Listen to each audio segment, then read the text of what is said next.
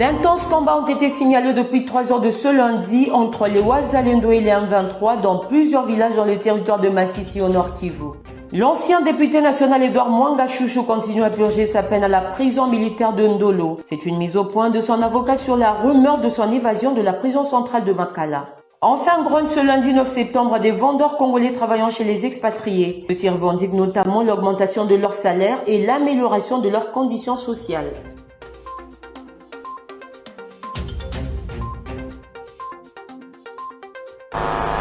C'est pour nous un réel plaisir de vous retrouver en ce début de semaine pour vous informer de partout où vous nous rejoignez. Bonsoir et bienvenue. Pour commencer, le président de la République a réuni ce lundi 9 septembre à la Cité de l'Union africaine le gouvernement en Conseil des ministres extraordinaire, en plus des questions factuelles liées notamment à l'urgence sanitaire du Mpox et de la tentative d'évasion à la prison centrale de Makala. Cette réunion du gouvernement s'est penchée sur le budget rectificatif 2024 et le budget national 2025. Nous y reviendrons avec force et détail.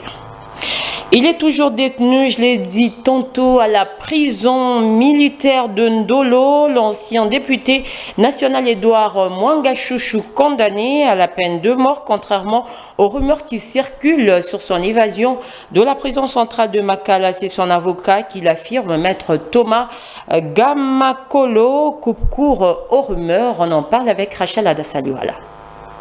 Alors que la polémique autour d'une prétendue évasion du député national Edouard Mwanga Chouchou continue à gagner du terrain à travers les réseaux sociaux, son avocat rassure que son client est bel et bien en détention à la prison militaire d'Ndolo depuis le mois de mars. Maintenant, on commence à s'habituer d'une rumeur fausse. C'est une rumeur fausse, peut-être pas folle, mais en tout cas elle est fausse. Notre client est bel et bien en détention à la prison militaire d'Ndolo depuis le mois de mars jusqu'à ce jour. Il n'a jamais été transféré depuis cette date-là à Makala. Comment se fait-il que cette rumeur qui semble persister et résister d'ailleurs? Parce que je me rends compte que finalement, c'est une rumeur qui est peut-être lancée par ces détracteurs qui voudraient peut-être maintenir une image négative, dépeindre négativement mon client comme étant quelqu'un qui a pris part à une tentative d'évasion quelque part. Et notre client, non seulement qu'il est en dolo, mais il est souffrant. Au moment où nous parlons, il attend une probable évacuation sanitaire. Mais il n'est ni de près, ni de loin à cette tentative d'évasion, non plus, comme on dit, porté disparu, puisque le dimanche hier, j'étais avec lui à la prison militaire d'Ndolo. Pour rappel, le député national Edouard Mwanga Chouchou a été condamné en octobre dernier à la peine capitale et au paiement de 5 millions de dollars américains pour complicité avec un mouvement insurrectionnel et trahison. Et sur cette même lignée, une tension a été observée le week-end dernier à la prison centrale de Bunia, chef-lieu de la province de l'Ituri. Les prisonniers de cette maison carcérale ont essayé de s'évader. La situation a été maîtrisée par les forces de l'ordre en ce moment. La situation est plutôt calme et tout est revenu à la normale. On en parle avec Affermi Vita. Samedi, les prisonniers de la prison centrale de Bunia en colère ont escaladé le mur pour enfin se retrouver sur le toit du bâtiment, jetant des projectiles pour réclamer une cause qui demeure encore inconnue. D'après le porte-parole de l'armée en Ituri, ce compatriotes ont été influencés négativement par des personnes de mauvaise foi. Nous sommes en ville de Bunia, à la prison centrale de Bunia, où nous constatons une tentative, nous pouvons le dire, une tentative d'évasion. Pour une seule raison, ceux qui sont dedans, il y a une forte manipulation. Il y a une forte manipulation, vous pouvez voir. Pour eux, l'information que nous avons, ils ont dit, ils vont réitérer ce qui s'est passé à la prison centrale de Makala. Pour une seule raison, ceux-là qui vont s'évader, ils vont s'évader. Et ceux-là qui seront pris par la police ou ils seront maîtrisés, neutralisés par la police. Et voilà. Et donc nous avons compris, vous allez voir, il ne s'agit pas d'une réclamation ou de la ration ou de primes. Non, non. Et c'est que nous disons qu'ils doivent éviter toute forme de manipulation. Et nous mettons en garde ceux-là qui pensent déstabiliser la province par n'importe quel moyen, ils vont tomber dans le filet de la police et dans le filet des forces armées de la République démocratique du Congo. Et ils seront neutralisés avant qu'ils puissent tenter de s'évader. Signalons que la situation est revenue au calme. Sécurité en bref et en images d'intenses combats ont été signalés ce lundi 9 septembre entre les rebelles du 23 soutenus par le Rwanda et les Wazalendo depuis 3 heures du matin à Moueto, Kanzenze, Kanyoti, Nyamitaba, centre dans le territoire de Massissi, chefferie de Bachali Bayemba. Ces attaques des rebelles, selon notre source dans la zone, font suite à des pertes lourdes infligées aux rebelles le dimanche 8 septembre par les jeunes patriotes résistants du mouvement UPC-RN du général autoproclamé Gentil Toungane à Kalongué et Louchaï. Autre titre, le gouvernement de la RDC, au travers de son ministre des Finances, a entamé ce lundi 9 septembre 2024 des discussions avec la délégation du Fonds monétaire international FMI en vue de conclure de nouveaux programmes de cette institution, plutôt avec cette institution de Bretton Woods. Rachel Atassaliwala revient. Ces deux programmes portent notamment sur la facilité élargie des résiliences et des durabilités. Ce second programme est une nouvelle facilité pour appuyer les pays dans la lutte contre les effets des changements climatiques. Le ministre d'État au budget et les ministres des Finances ont présidé les discussions ce lundi avec la délégation du FMI qui séjourne à Kinshasa depuis le 4 septembre dernier. Pour la partie congolaise, les réformes et les ressources qui seront mobilisées ou implantées dans le cadre de ce programme doivent avoir un effet sur les vécus quotidiens des populations et contribuer à la réduction de la pauvreté. C'est ce qu'a rapporté Félicien Moulenda, coordonnateur du comité technique de suivi et évaluation des réformes, qui a fait les comptes rendus de cette réunion à la presse. En s'élançant dans les négociations pour la conclusion de ces deux nouveaux programmes, le gouvernement entend renforcer la stabilité de la monnaie nationale qui se comporte déjà bien sur les marchés d'échange depuis l'avènement du gouvernement souminois grâce aux stratégies implantées par les ministres des Finances Doudou Fwamba Likoundé. Le gouvernement, à la faveur de cette réunion avec l'institution des Bretton Woods, a demandé plus de flexibilité en matière d'endettement au FMI. L'épidémie des variants des singes Mpox qui sévit en République démocratique du Congo a aussi été évoquée lors de cette réunion. Il a en outre rassuré que les différentes sollicitations de la partie congolaise ont été bien accueillies par la mission du FMI. Cette dernière, a-t-il enchaîné, a promis de porter ces solutions à Bretton Woods pour des réponses appropriées les moments venus. Une nouvelle réunion stratégique entre le gouvernement congolais et la mission du FMI est prévue ce mardi 10 septembre 2024 à Kinshasa. Elle sera l'occasion d'approfondir les discussions entamées ce lundi. Éducation, on en parle dans ce journal. Une semaine après la rentrée scolaire 2024-2025, les enseignants des écoles publiques de la province du Nord Kivu décident de ne toujours pas reprendre le chemin de l'école avant que le gouvernement central ne réponde à leurs revendications. Regardez. À l'issue d'une assemblée générale évaluative de la première semaine tenue ce lundi 9 septembre 2024, ce professionnel de la CRE ont signifié avoir fait face à un silence des décideurs, d'où ils ont décidé à l'unanimité de durcir leur mouvement de grève jusqu'à ce que chacun d'eux obtiendra un salaire minimum de $500 américains le mois. Après analyse, nous avons trouvé que le gouvernement n'a rien réalisé de nos revendications. Sur ce, les enseignants de la province du Nord Kivu décident à l'unanimité de durcir le mouvement des grèves jusqu'au moment où le gouvernement prendra en compte leurs revendications, indique leur déclaration. Par ailleurs, ces enseignants mettent en garde tous les gestionnaires des écoles qui les intimident, dans le but de les forcer à reprendre le chemin de l'école sans avoir obtenu gain de cause. Ils précisent que leur mouvement des grèves est légitime et la hiérarchie en est informée. Promouvoir l'éducation multilingue, l'alphabétisation pour la compréhension mutuelle et la paix, c'est le thème qui a été choisi pour célébrer la journée internationale de l'alphabétisation le 8 septembre 2024 en RDC. La ministre des Affaires sociales, Aziza Mounana, avait lancé cette journée en rappelant l'engagement du gouvernement à mettre en place un système éducatif performant, inclusif et équitable. Suivez plutôt les propos de la ministre des Affaires sociales. À la lutte contre l'analphabétisme et de ses effets pervers. Par cette commémoration, notre pays répond à son engagement, notamment celui de mettre en pratique les différentes résolutions prises par la communauté internationale en vue d'éradiquer ce fléau qu'est l'analphabétisme. En effet, l'alphabétisation est un droit qui autonomise et favorise une culture de paix durable, fondée sur le respect de l'égalité, l'état de droit, la solidarité et la justice. Cette journée internationale de l'alphabétisation 2024 est l'occasion de joindre nos efforts pour accélérer les progrès vers la réalisation de l'objectif de développement durable 4 qui stipule assurer l'accès de tous à une éducation de qualité sur un pied d'égalité et promouvoir les possibilités d'apprentissage tout au long de la vie. Nous paraphrasons son Excellence Monsieur le Président de la République, Félix Antoine Tshisekedi Tshilombo, chef de l'État.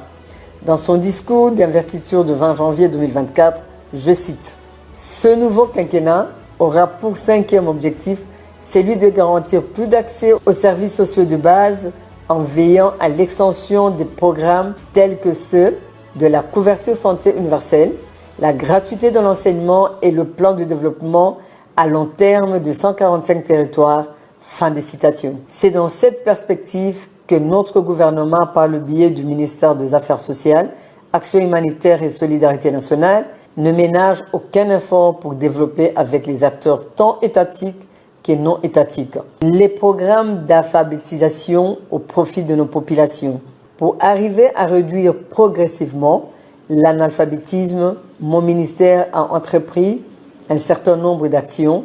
Il s'agit notamment de l'élaboration de la stratégie pour le développement de l'alphabétisation et de l'éducation non formelle adoptée par le gouvernement de la République en novembre 2012 et intégrée dans la stratégie sectorielle de l'éducation et de la formation 2016-2025.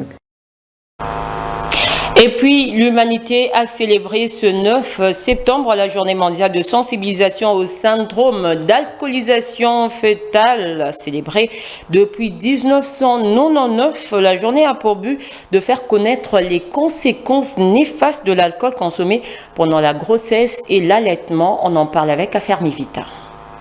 La consommation d'alcool pendant la grossesse peut avoir des conséquences néfastes sur le bébé. L'alcool consommé par les femmes enceintes passe au travers du placenta. Le plus souvent, lorsque la consommation d'alcool est modérée, il s'agit des troubles des apprentissages, de l'adaptation et du comportement appelés troubles causés par l'alcoolisation fœtale. Dans d'autres cas, en cas d'alcoolisation importante, l'enfant présente un syndrome d'alcoolisation fœtale avec des anomalies sévères du développement. Le diagnostic de syndrome d'alcoolisation fœtale est posé en moyenne pour 28 nouveau-nés par an en Normandie. D'après les études, aucun verre d'alcool ne passe chez les femmes enceintes sans risque pour le fœtus, d'où la recommandation zéro alcool pendant la grossesse. L'arrêt de l'alcool peut être difficile pour certaines femmes enceintes, mais il faut savoir que diminuer sa consommation, quel que soit le moment de la grossesse, est toujours bénéfique pour le bébé. Aussi, il faudrait signaler que l'entourage des femmes enceintes joue un rôle majeur dans l'arrêt de la consommation d'alcool. La grossesse peut être l'occasion pour chacun d'interroger ses pratiques de consommation et pourquoi pas de bénéficier de bienfaits d'un arrêt de consommation d'alcool.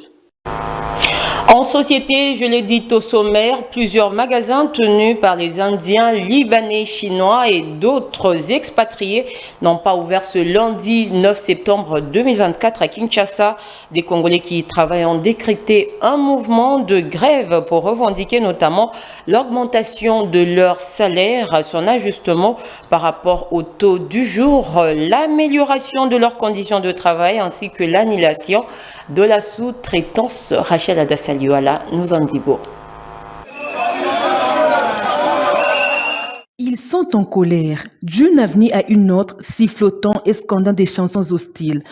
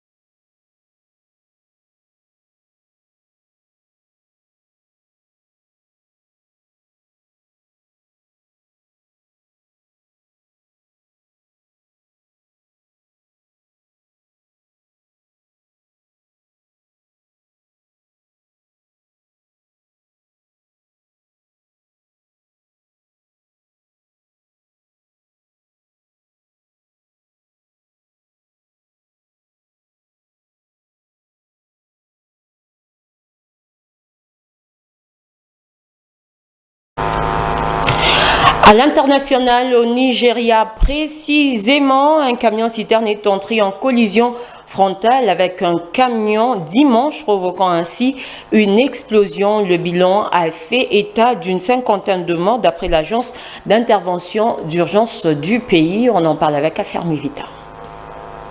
Un camion-citerne transportant de l'essence est entré en collision avec un autre poids lourd, provoquant une explosion qui a tué au moins 50 personnes. Le camion-citerne transportait également du bétail dans la région d'Agé, dans le centre-nord de l'État du Niger, et au moins 50 bovins ont été brûlés vifs, a déclaré le directeur de l'agence de gestion des urgences de l'État du Niger. Des opérations de recherche et de sauvetage sont en cours sur le lieu de l'accident. Baba Arabe a déclaré dans un premier temps que 30 corps avaient été retrouvés, mais dans un communiqué ultérieur, il a rajouté que 18 autres corps des victimes brûlées à mort dans la collision avaient également été retrouvés. Il rajoute que les morts avaient été enterrés collectivement. Pour Mohamed Bago, gouverneur de l'État du Niger, les habitants de la zone touchée devaient rester calmes. Le gouverneur a par ailleurs demandé aux usagers de la route d'être toujours prudents, de respecter le code de la route afin de préserver les vies et le bien. En l'absence d'un système ferroviaire efficace pour le transport des marchandises, les accidents mortels de camions sont fréquents sur la plupart des routes principales du Nigeria, le pays le plus peuplé d'Afrique. En 2020, 1531 accidents de camions-citernes ont fait 535 morts et 1142 blessés selon le Corps fédéral de sécurité routière du Nigeria. Santé, pour terminer, l'épidémie de Mpox, on en parle encore. La population congolaise appelée à respecter des dispositions sanitaires pour éviter toute contamination et propagation. Suivez plutôt cet élément de sensibilisation avec Patrick Isobongesebokuma. Les monkeypox est une variole du singe. Cette maladie a été découverte en 1958 chez le singe. Celle-ci ressemblait à son ancêtre qui avait été découvert chez l'homme dans les années 50 et éradiqué grâce au vaccin. Le temps évoluera et c'est en 1971 qu'un cas sera découvert chez l'homme en République démocratique du Congo. En cet instant, la maladie a attaqué l'homme. Aujourd'hui, cette variole du singe se répand comme une épidémie qui fait de ravages. Elle est déclarée urgence internationale par l'OMS. Comme c'est un virus, il peut s'éviter. Pour cela, l'homme doit respecter une série de mesures pour s'assurer de rester sain. Les monkeypox est une maladie contagieuse qui se manifeste par la fièvre, le maux de tête, les douleurs articulaires et l'apparition des boutons qui démangent sur tous les corps. La prise en charge du patient atteint de monkeypox doit être clinique et psychologique, d'autant plus que comme tous les virus, il n'a pas de médicaments. C'est le corps humain qui le combat. Le monkeypox peut être évité. Il faut de ce fait se laver les mains avec du savon ou une solution hydroalcoolique, porter un cache-nez, observer une distanciation d'au moins 1 mètre, de ne pas toucher les animaux morts et surtout de faire bien cuire les viandes avant de les consommer. En observant ces mesures, nous pouvons bien éviter cette variole du singe qui est bien présente dans notre société. Il est aussi question pour les propriétaires des véhicules de transport en commun de désinfecter leurs bus, taxibus, taxi et moto avant de commencer la journée. De cette manière, chacun protégera l'autre et vice-versa. Les statistiques deviennent inquiétantes au point de prendre très au sérieux cette sensibilisation. C'en est fini avec cette session d'information. Je vous en rappelle les grandes lignes avant de nous séparer. D'intenses combats ont été signalés depuis 3 heures de ce lundi entre les Wazalendo et les M23 dans plusieurs villages dans le territoire de Massissi au Nord Kivu. L'ancien député national Edouard Mwanga Chouchou continue à purger sa peine à la prison militaire de Ndolo. C'est une mise au point de son avocat sur la rumeur de son évasion de la prison centrale de Makala. Enfin, grogne ce lundi 9 septembre, des vendeurs congolais travaillant chez les expatriés. Ceux-ci revendiquent notamment l'augmentation de leur salaire et l'amélioration de leurs conditions sociales.